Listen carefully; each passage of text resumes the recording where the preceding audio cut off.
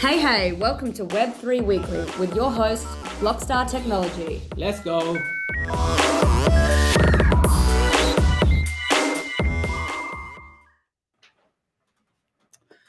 Hello to all the social medias we're on. I lose track these days. Nathan's got us going live on so many.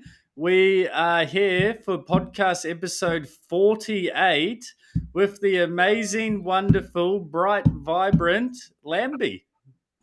GM, how are we today? I'm really good, thank you, Lambi. I'm really good. So we'll get into the podcast, Lambi. I'm always interested in how did you start getting in? Like, when did you get into art? And have you always had the style you've had, like the bright, vibrant colors, the bananas, the balloons? And I also love when the memes, like your meme art. I love it. I own Are You Winning Son from NFT Fest. You got one of those? Yes. Yeah, Right. I'm going to take it for a sec. Look what's in the corner. That's the Are OG. You Winning Son? Yeah. Are you winning, son? Yeah. Yeah. Okay. Sorry. That's really cool. I really appreciate it, man, because I painted that piece like for the community, as much as my work is. So, honestly, look, I've been drawing and painting since I can remember. I've always had a knack for it, you could say. My family realized early on that I had this skill, so they were really, really kind and got me into painting courses when I was young, and gave me that freedom to be an artist and to kind of explore and draw and do life drawing and introduce me to all these different skills and techniques that I just didn't stop doing. So I just kind of kept on at it. Done my 10,000 hours of drawing, I like to say, having done so much life drawing over the years, and a lot of painting. This ain't even all of them. And as far as the my color palette, so I am actually quite a traditional artist. A lot of my work before all this was more realism and portraiture. I love portraiture. I love capturing someone in a painting. It's really special to me. But the colors weren't this vibrant, and it wasn't until lockdown, when we were all having the best of times, that I kind of like put my head down and I was just like, look, I feel like I've worked my entire life up until this point. I was in a completely different career, and I've now got the opportunity to just paint, to just build an art business and do everything I can to make it work. So the pop art palette came about because of that. I've always loved pop art. I've always had an appreciation for it. And through a lot of trial and error, I kind of figured out a way that I could incorporate my love for anatomy and my love for portraiture with all the bright pop colors that you see. And also skies. I really like painting beautiful, big, bright blue skies as well. And the way I did that was by having anything that's in the center of my paintings, like the ones behind me, will be black and white. So any figure or object or portrait or whatever will be black and white. Then the colors will kind of like encapsulate the entire piece. And keeping my consistent color palette means that I've got a brand. Wait, was there another question in there? No. No, you're nailing it. You're nailing it. Yeah. So, Lambi, when did you find yourself in the Web3 space? Like I see a lot of your art. It's very like Web3 culture, meme. Like I love it. It's like, Are You Winning, Son? I'm like, that's the culture of Web3. Or I seen a new piece, which is the Wolf of Wall Street with the dollar bill as well. Yeah, I did the Wolf of Web3. Web3, yeah. Back in the time, and this big, the meme on the dollar bill. So were you doing that before Web3, like that style of mem related artwork, or is that something as you found yourself coming? I guess we should start at how you found yourself coming into Web3. Yes. And then did that mem artwork transition with your journey along Web3, or was that something beforehand?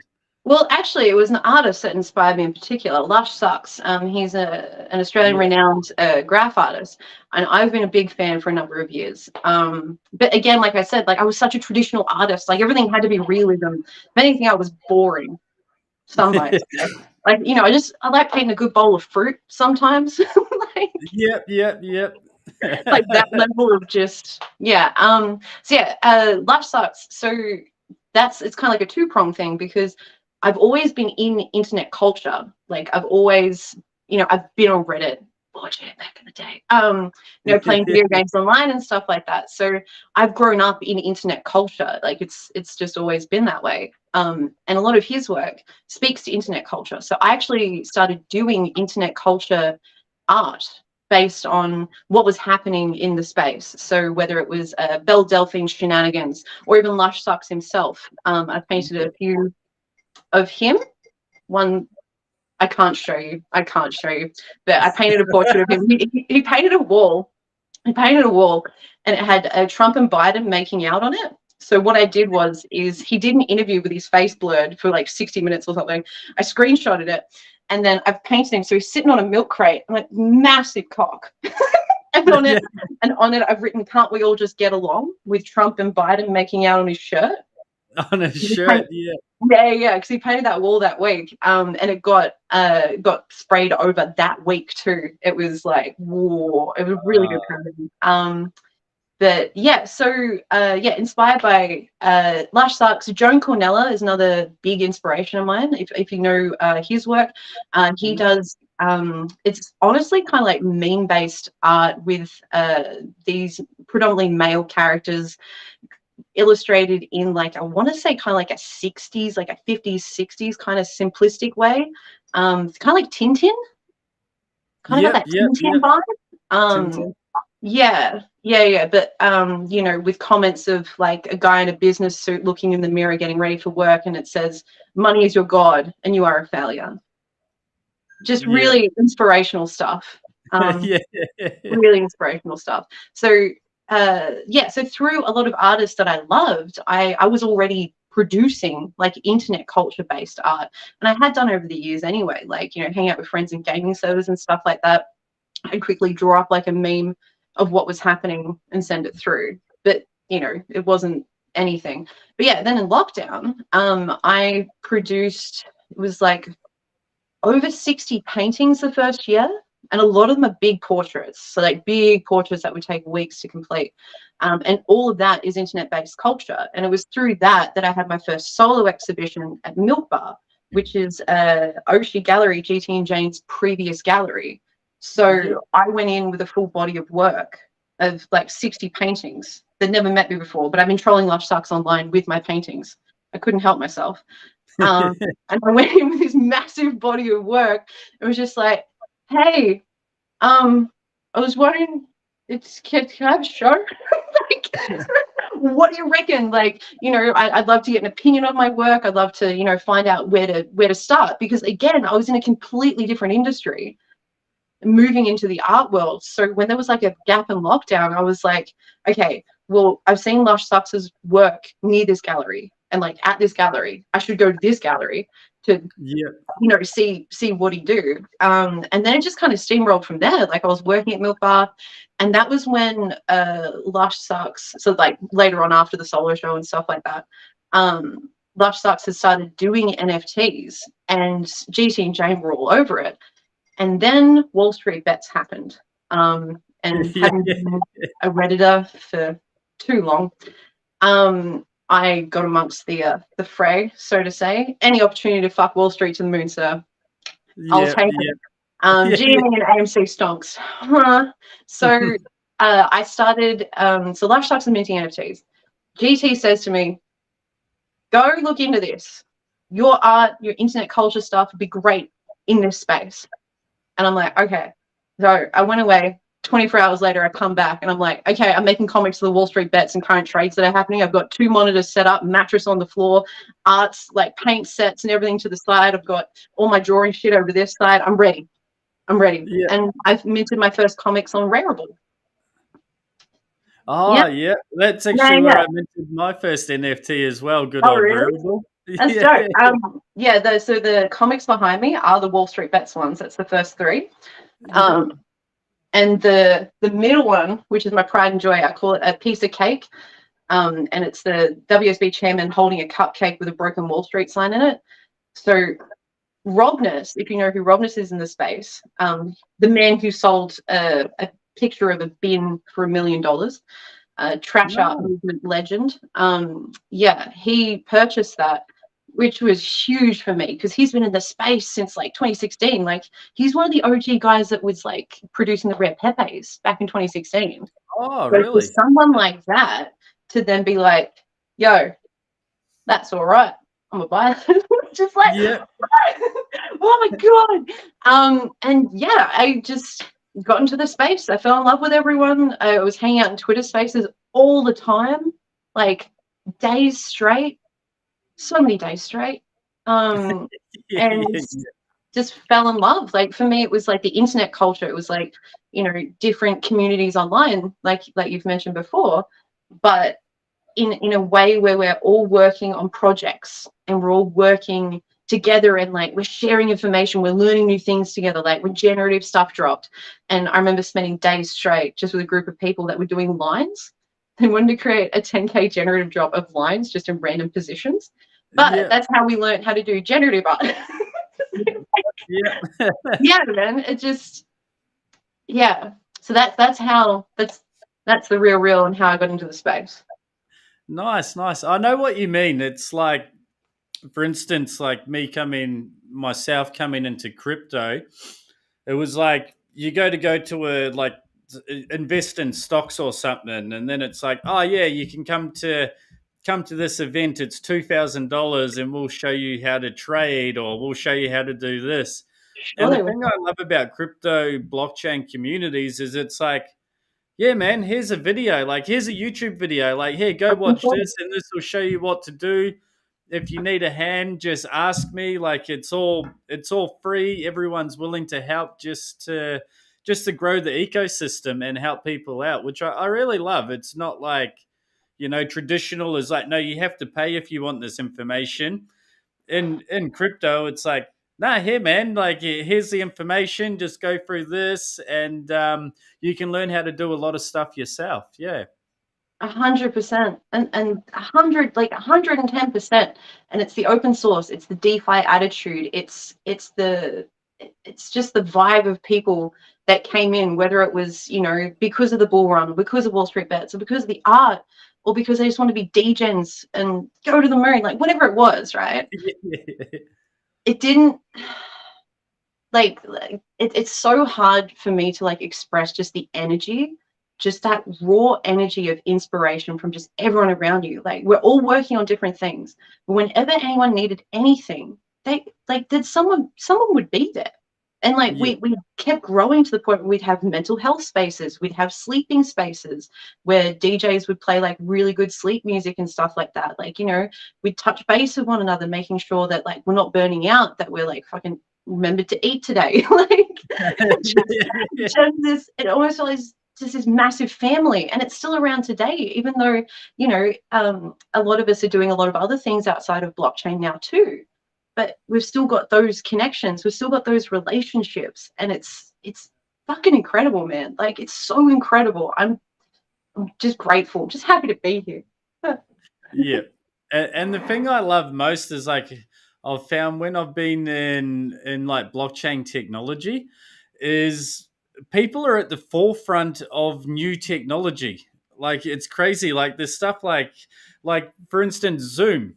Like, I remember just Zoom years ago, people were using it to hold little like trading groups and crypto meetups, and I'm like, oh yeah, like, I didn't think nothing of it. I was just like, Zoom, and then COVID hit, and then suddenly like 500 companies are like, yeah, we've got to now use Zoom, and then the stock just shot off, and I'm like, damn it, I'd been using that for years, and I never even thought about purchasing the stock. And Yeah.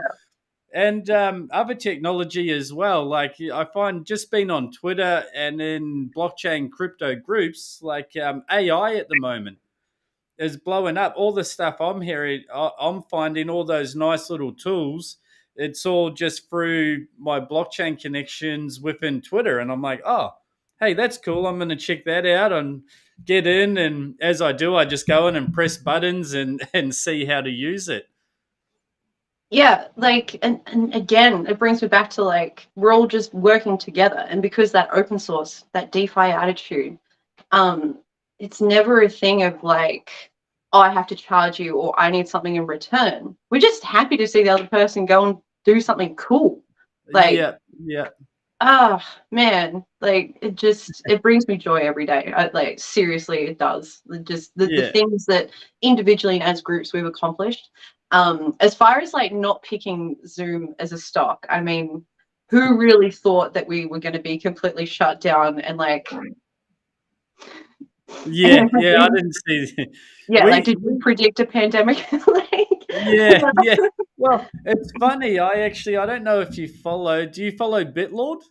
Bitlord, oh, probably. Bitlord, yeah, he's quite out there. He's quite humorous, but I remember months before we had like even locked down our borders or stop planes coming in. Bitlord, like there was rumors of it wasn't even called COVID then. It was like the Chinese flu or something like that, where it had started in Wuhan. And he flew over and started doing like these funny takes, walking the streets of China and going like, "Oh, this is coming." And I was like, "Oh, okay, that's a bit." What's that? You didn't get black bagged? Because remember, reporters were getting black bagged at that time. No, this is before. This was even before like our health ministers or governments were like. This was like maybe a month and a half, 2 months before the government come out talking about it, and then maybe like a couple weeks later we shut down our borders like other countries. Mm-hmm. And he was over there like miming the whole COVID thing, like, and I was like, oh yeah, this is funny, this weird Chinese flu. And then suddenly it just blew up. It was like 2 months, 3 months later, the government's like, yeah, we're stopping flights. This stuff's really bad. And I'm like, oh, like, you guys are in the government doing this for a job. But I was like watching this on crypto Twitter like a month or two before you guys even like addressed it.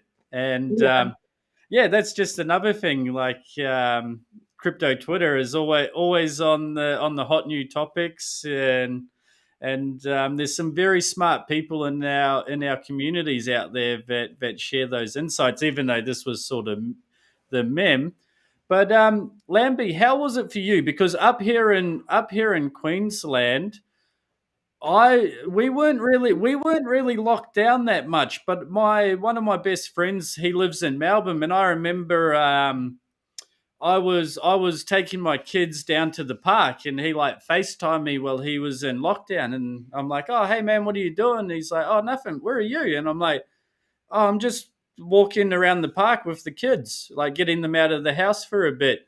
And he was like, what do you mean you're at the park? And I was like, what do you mean? And then he's like, yeah, like we aren't allowed to leave. Like we've got set times where we can go to the grocery store, and then we've got to come straight back home. And I was like, oh wow, like Queensland wasn't like that. And I guess with you, your art would have helped you a lot during those hard lockdowns down in Melbourne.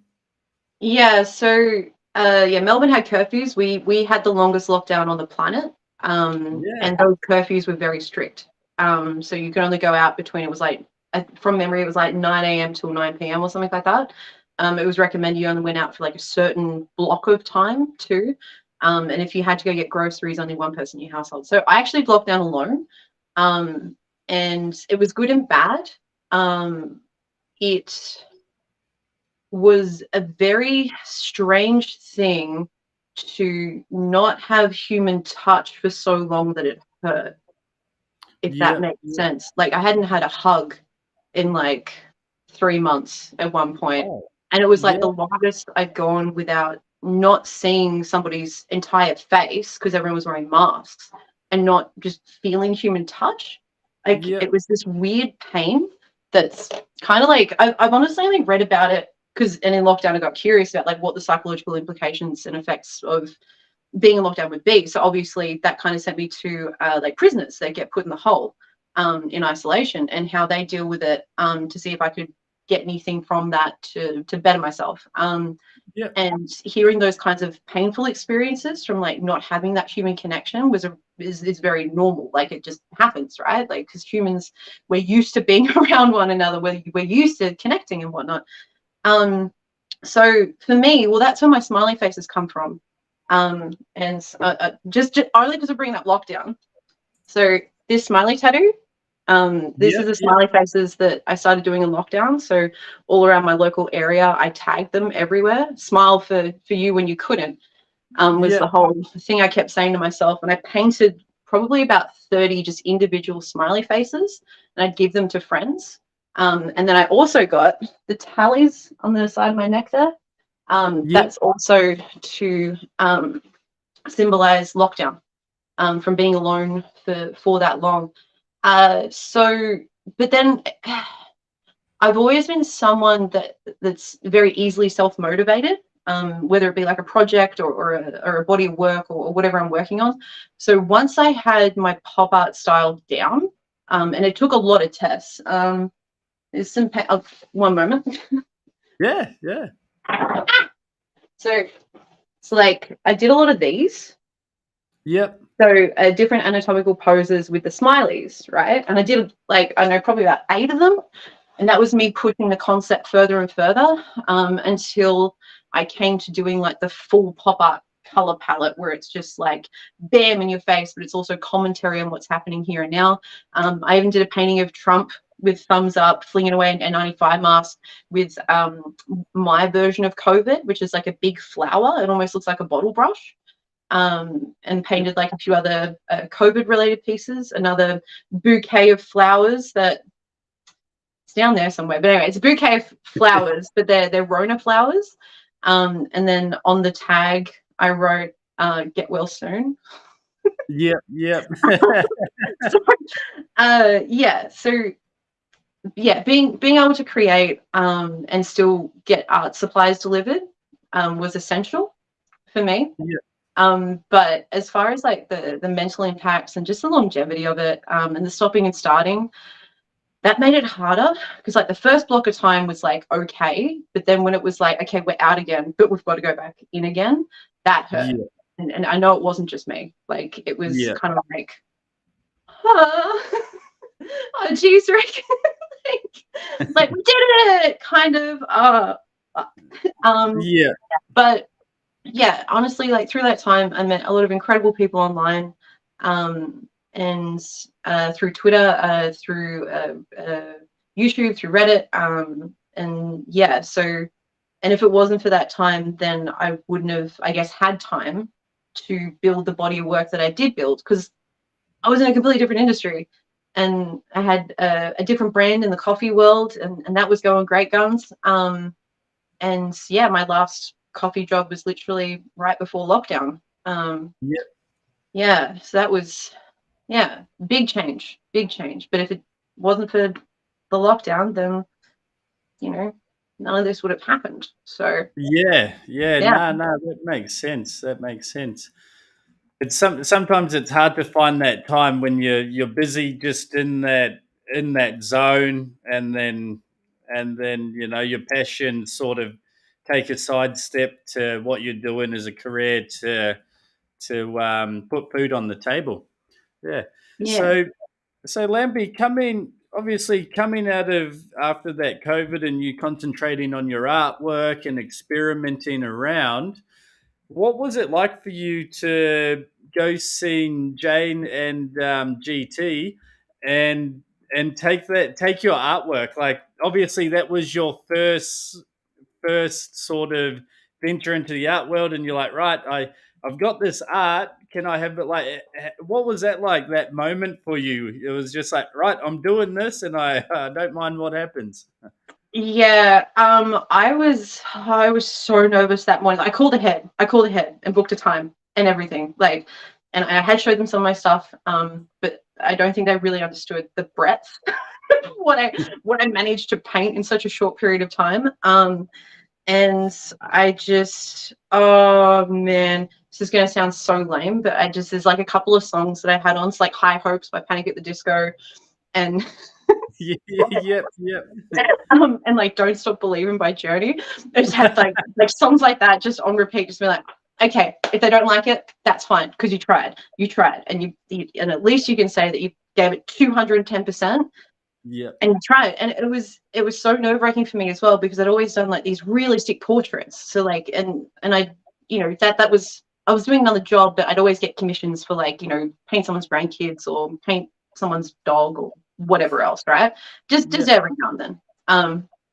So to like put together an entirely new thing that I'd like not done before, but I felt like I pushed the concept far enough, was completely nerve-wracking. And I remember walking into Milk Bar, and it was so overwhelming with just the plethora of incredible artists on every wall and every inch of that place. Like, you walk through the front door, and the back wall with these giant printers, massive paintings, like huge like warehouse wall paintings, floor to ceiling. Walk over to this bin, and it's covered in stickers from like just the biggest artists, like in the graph scene and the traditional art scene and everything.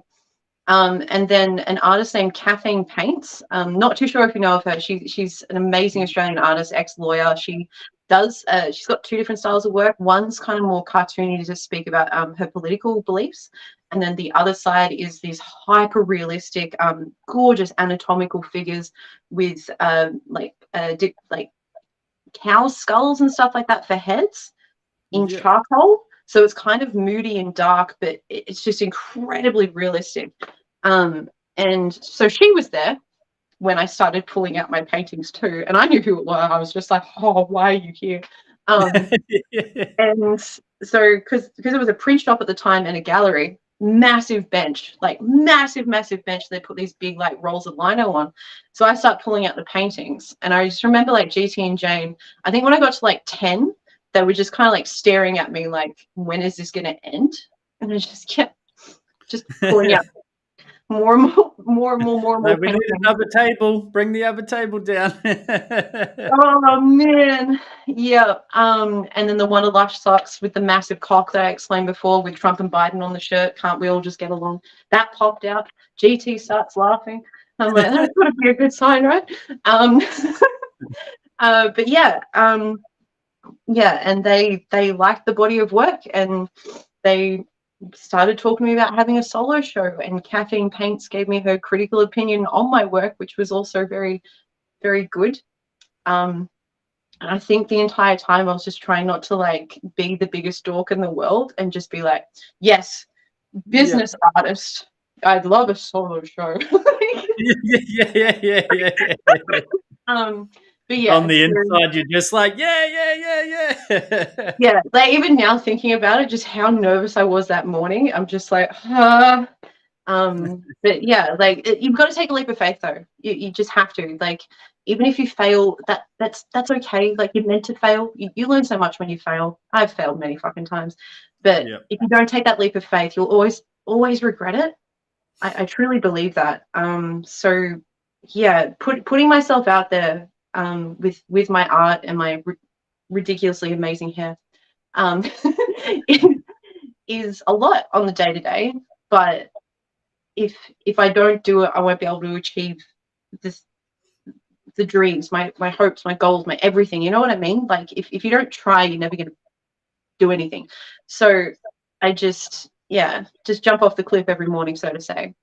Like, be fine. Yeah. It's like riding a bike. You fall off, but you always jump back on, and you fall off, you jump back on. And it's like that with anything in life. If you just put it down to, hey, you can fail, you can fall over, but just keep going. Exactly. Even if it hurts, like even if the failure hurts, you just get back up. You lick your wounds, and you try again in a different way. Adapt, change, evolve. Emerging technologies in our space.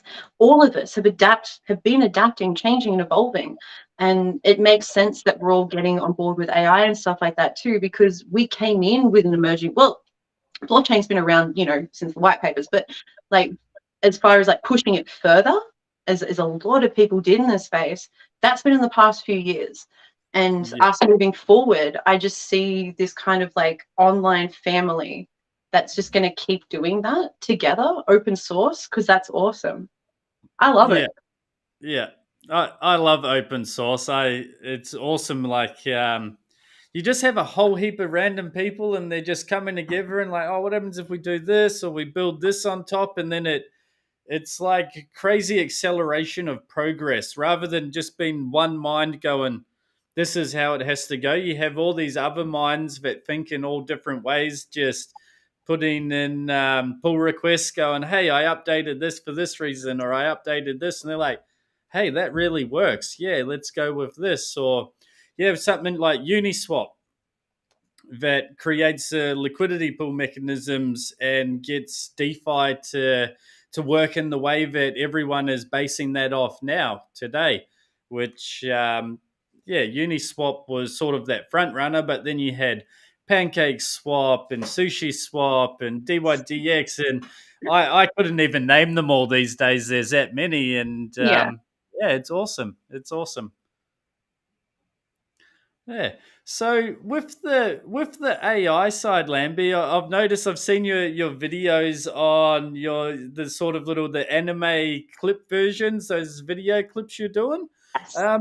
How's your AI journey going? Man, it's been I don't want to say existential crisis, but maybe Black Mirror is a better way to put it, because with blockchain, right, there wasn't ever this kind of thought that it could become sentient. Or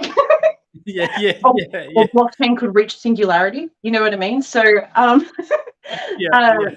it's been intense in the sense of like, on one side of things, we've got like the social, economical impacts of what AI could do in the future. And the other side of things, I'm like, this is a really cool tool and we can do so much wild shit with it. And this is so cool. What are you doing right now? I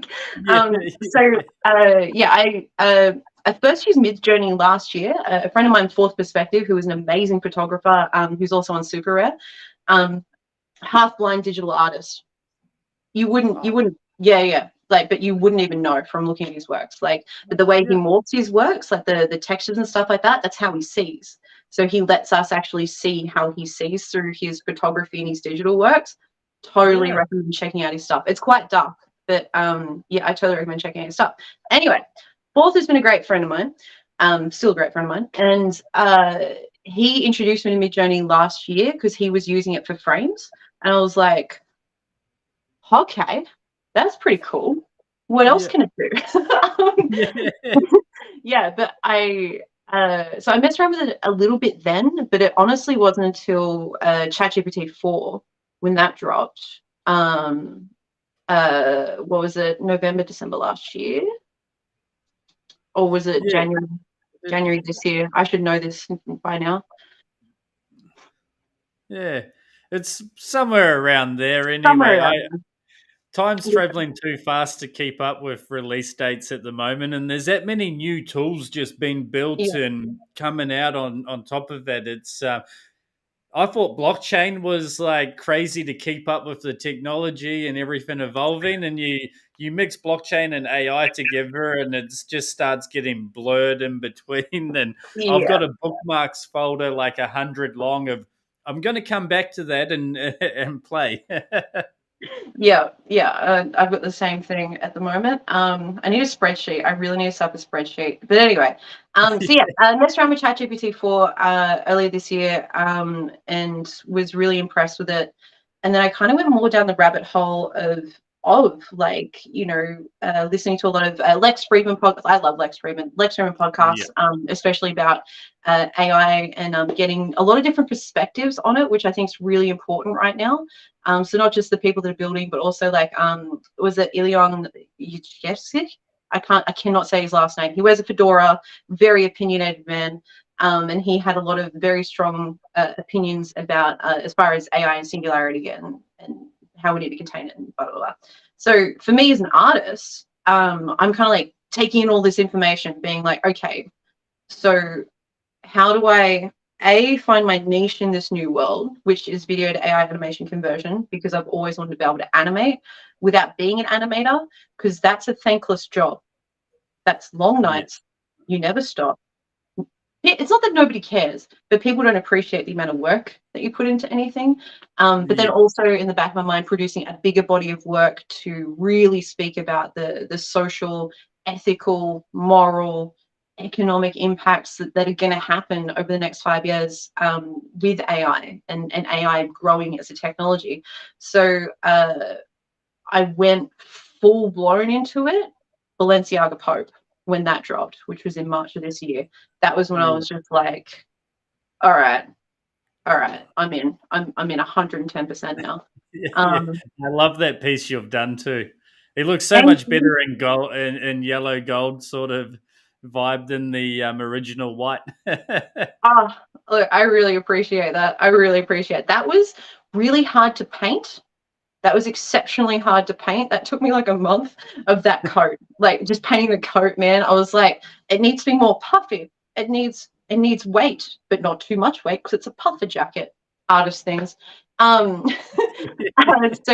yeah, and then when I started setting aside time for AI to video to AI animation conversion, I found my niche. There's a lot of people doing a lot of things, and I know that you guys are obviously building AI technologies as well that are kind of more practical based uses for AI. But for me as an artist, it's like, okay, what's practical and what's fun, and what do I want to do?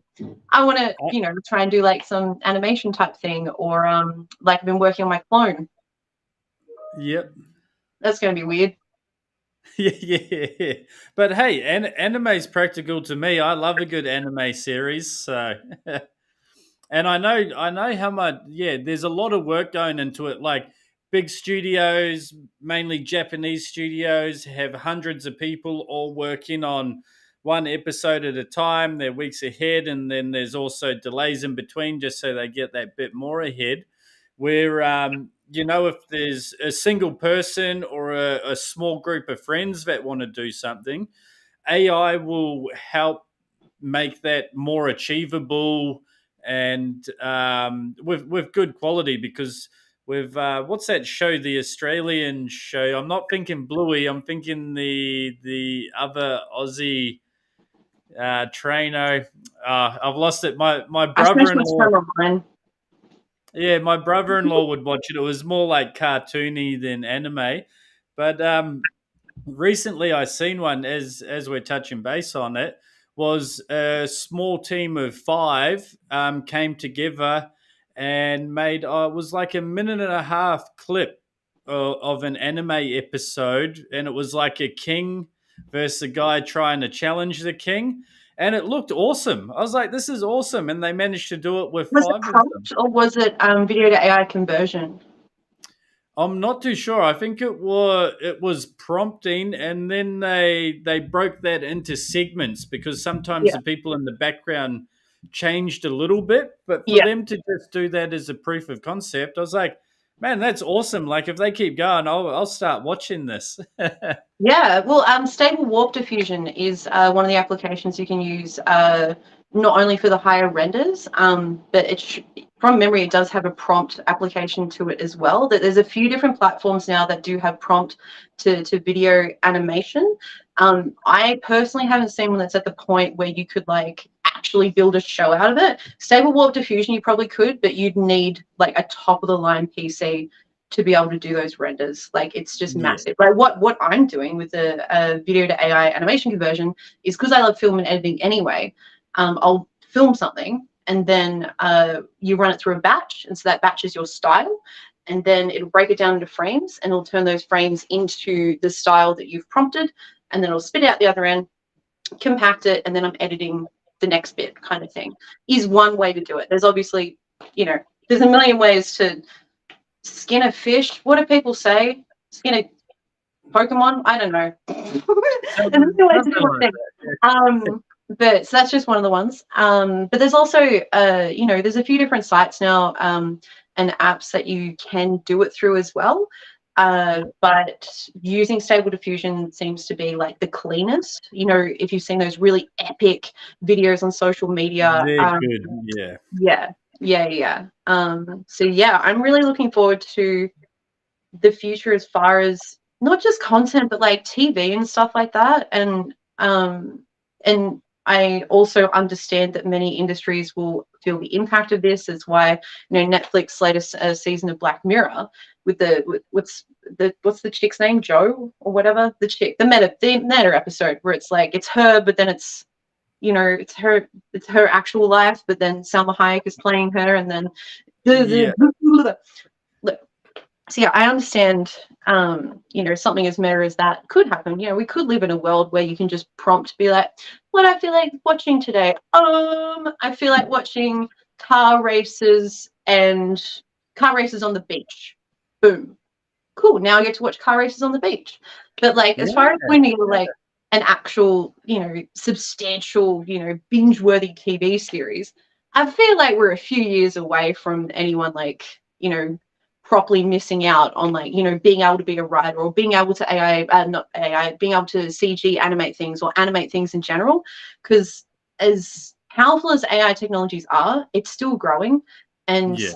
it's perceived intelligence. It's not intelligent because it doesn't have emotional intelligence. It doesn't have individual creativity, and it can't be subjective. It's just prompt. It's call and response. Hi, Yeah. I need thing. Cool, thank you for thing. Like, it's a fantastic tool, but I think we're still a ways off it taking away from creatives in the industry, especially. Like, Yeah. yeah, I'm Yeah. excited to move with it. Just like being up with new things coming out. Like, I did like a base clone of myself using D-ID if anyone wants to check it out. So what you can do is upload a photo, and then using text prompt, you can make it talk. So I also cloned my voice using 11 Labs, and then I uploaded my voice, and then text prompt, and then I made the photo talk. That was weird. Yeah. I've seen those ones. They're pretty cool. Yeah. I've seen like on TikTok, people have been using them, and then it's like, "Hey, I'm Genghis Khan," and then like goes into a whole spiel of like people from ancient history. That's what the TikTok algorithm decided to feed me anyway, and I'm like, "Hey, these are getting pretty good." But I know what you mean. At the same time, you say, ChatGPT, tell me a joke, and it just doesn't quite get that humor. Or ChatGPT, tell me an Aussie joke, and it just fails miserably. It's got no personality or humor yet. Yeah. Yeah. Yeah. Yeah. Like, it still is like an LRM like learning model. So if you say please and thank you, because I couldn't help myself. I went down this rabbit hole of doing a lot of polls on Twitter where I'm like, are you polite to AI? If so, why? Would you, if AI told you its preferred pronouns as a language-based model, would you use them? If you are scared of AI, no, the memory one. Do you think AI remembers everything?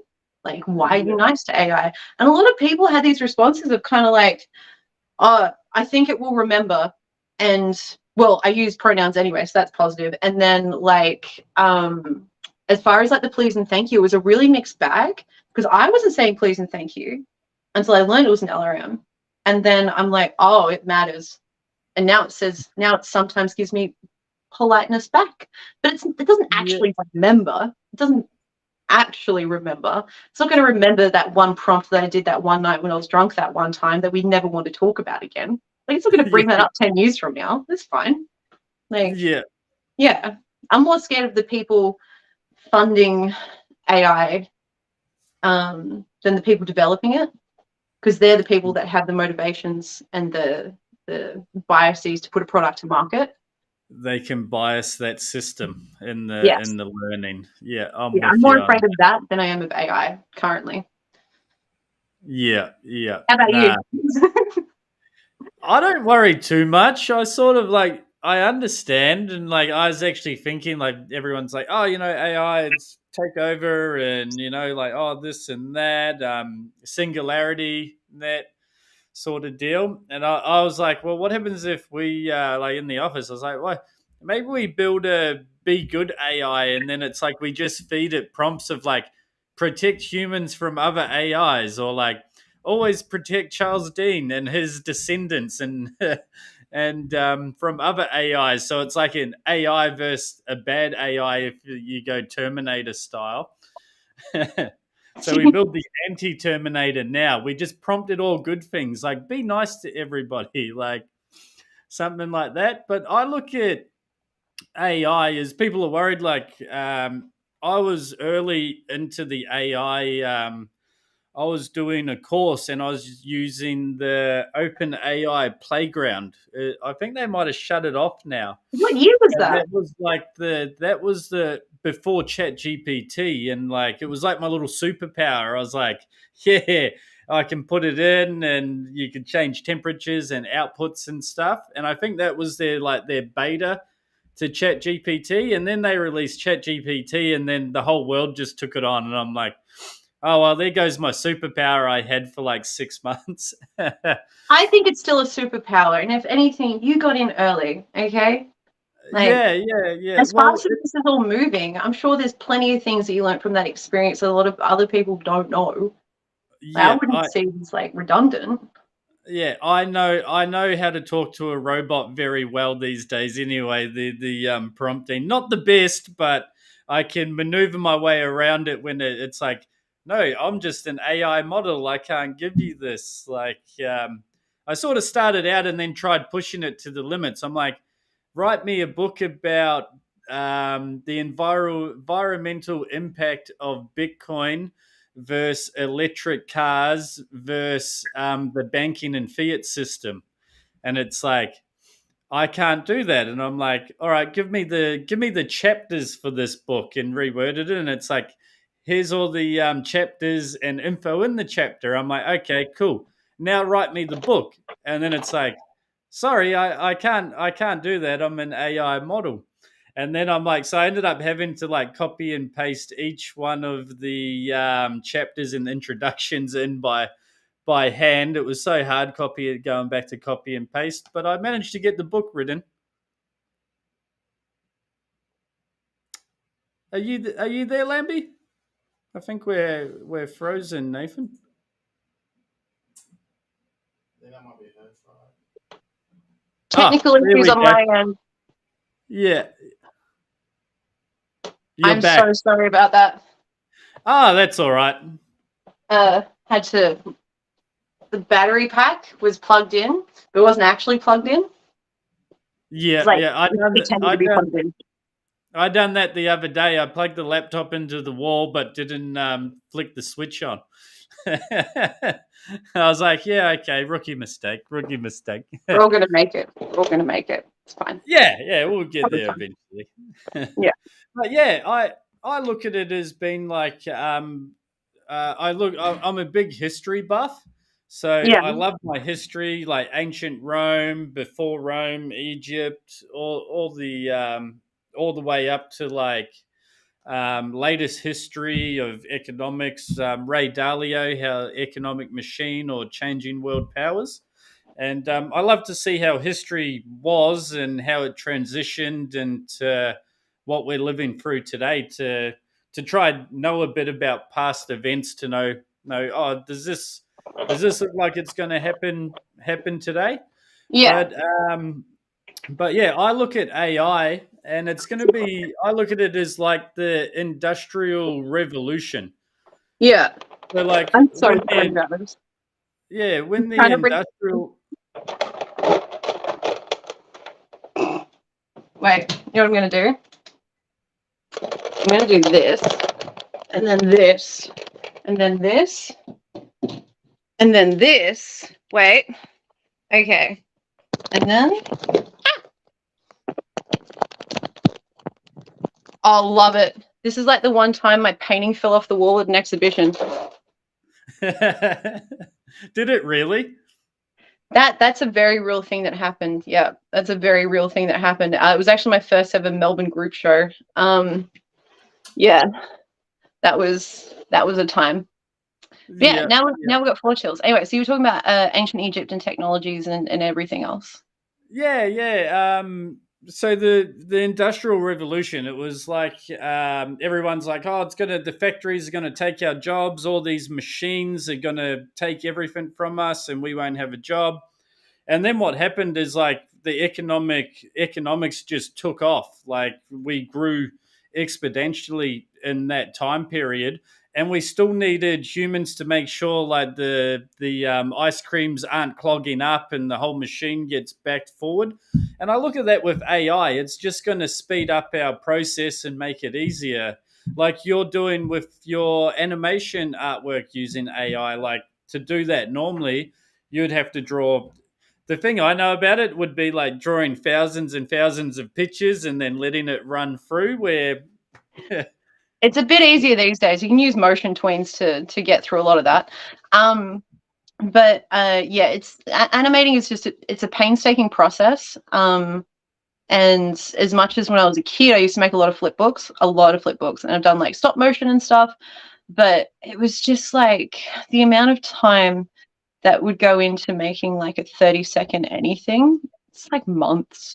It's like months of your life. And I love that AI can automate processes and then give us more time to then be more creative and build further and bigger and just see how far we can go with it. Like, you know, break it, build it. Let's just see what we can do. Fuck around and find out. Like, that's what I'm doing. That's why I'm making a clone. Why not? Like, went and got the full 3D scan and everything. And that's going to be a wild thing to drop. Drop? I don't know. Anyway, Punk Office is really cool. Yeah. Yeah, what was the process of that, like cloning yourself? So you jumped in like a machine and it scans you and then It's actually kind of more if you ever saw the behind the scenes of The Matrix with Trinity where she does that kick and there's like 200 cameras. No. So they set up cameras in like a step. So she was in the center and the cameras went off. Bam, bam, bam, bam, bam, bam, bam. And then they compiled all that together to get that effect for that time. Because we obviously didn't have CG or anything like that. So that was really done like that. Like that was a very like, yeah. So as far as the 3D scan, it's similar thing. It was just like a cylinder that I stood in the middle of with like 100+ cameras, every angle. And you have to be pretty much naked for a good scan as well. So I was like, okay, this will be good. This is and because of like the high definition of these scans as well, you can see everything. You can see that one spot that I missed shaving. It's on the scan. Yeah. Can you just touch that one up before cloning me?